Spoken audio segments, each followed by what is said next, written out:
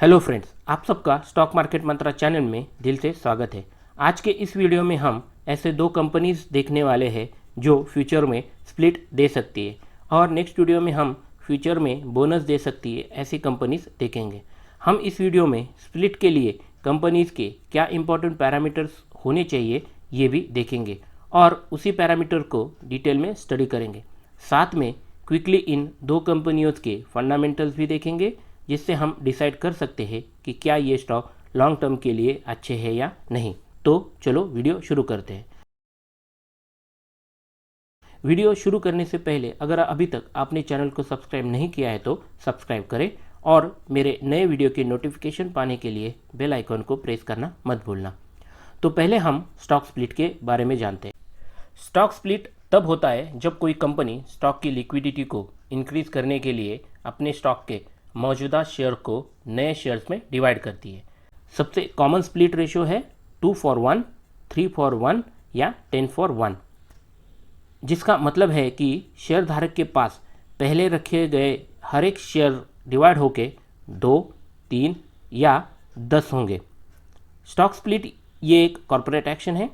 Company ये stock split share price को कम करने के लिए मेनली करती है, जिससे कॉमन इन्वेस्टर को शेयर खरीदना कंफर्टेबल हो और मार्केट में जिसके कारण स्टॉक की लिक्विडिटी बढ़ जाएगी। एग्जाम्पल देखें तो अगर मेरे पास XYZ कंपनी का एक शेयर्स है जिसकी प्राइस है 100 रुपये और XYZ कंपनी ने 2:1 स्टॉक स्प्लिट दिया, तो मेरे पास अब एक के बदले 2 शेयर्स हो जाएंगे, लेकिन अब मेरे एक शेयर की प्राइस 100 रुपये से कम होकर 50 रुपये हो जाएगी। अब आप सोच रहे होंगे ये स्टॉक स्प्लिट अच्छा है या बुरा। डेफिनेटली अच्छा होता है, बट कंडीशंस अप्लाई। जैसे मैंने पहले बताया, स्प्लिट के बाद जब कंपनी शेयर प्राइस कम हो जाती है तो उसमें ज़्यादा इन्वेस्टर इन्वेस्ट करना शुरू करते हैं और फिर शेयर प्राइस ग्रोथ फास्ट हो जाती है। मतलब कुछ ही महीनों में आपका प्रॉफिट भी बढ़ जाता है, पर हर स्टॉक स्प्लिट में ऐसा नहीं होता।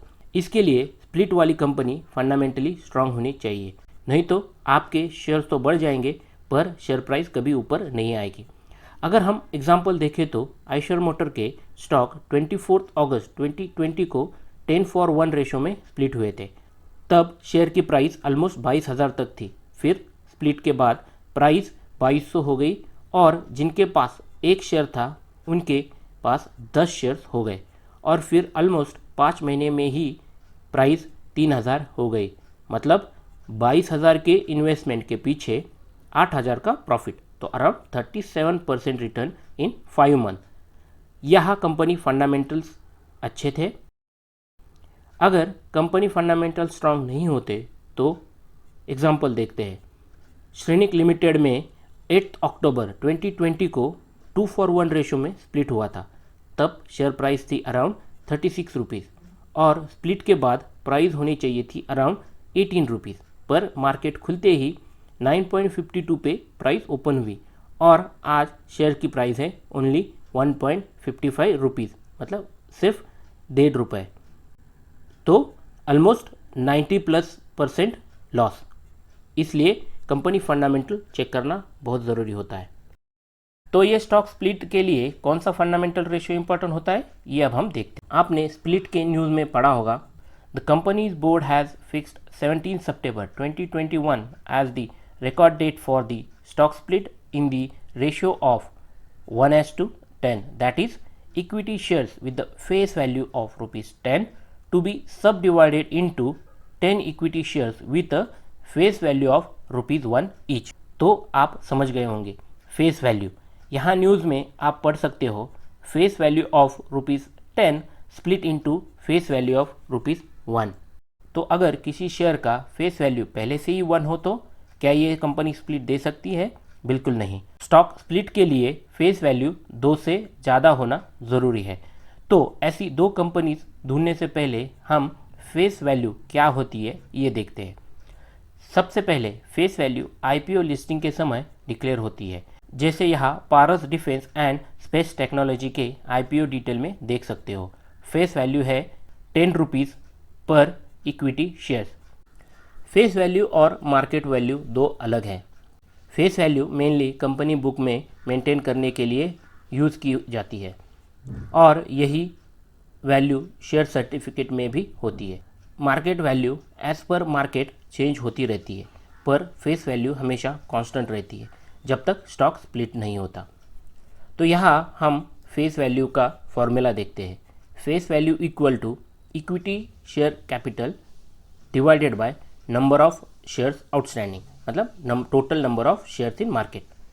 अगर हम टेक महिंद्रा की फेस वैल्यू देखें तो नंबर ऑफ शेयर्स आउटस्टैंडिंग है 96.9 करोड़ और उनके इक्विटी शेयर कैपिटल है 437 करोड़। तो अगर हम ये फॉर्मूला यूज़ करते हैं तो face value equal to 437 crore divided by 96.8 crore, तो फेस वैल्यू आती है 4.5, तो फेस वैल्यू है 5।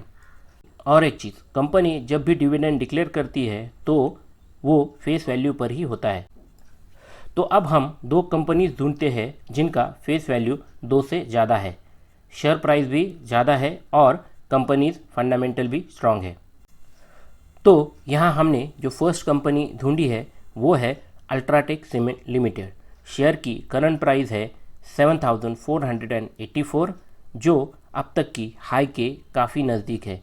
इसकी फेस वैल्यू 10 है, मतलब अभी तक कंपनी ने एक बार भी स्प्लिट नहीं दिया है, जिससे अगर शेयर प्राइस और बढ़ी तो स्प्लिट देने की पॉसिबिलिटीज़ बढ़ जाती है। अब क्विकली बाकी फंडामेंटल्स देखते हैं।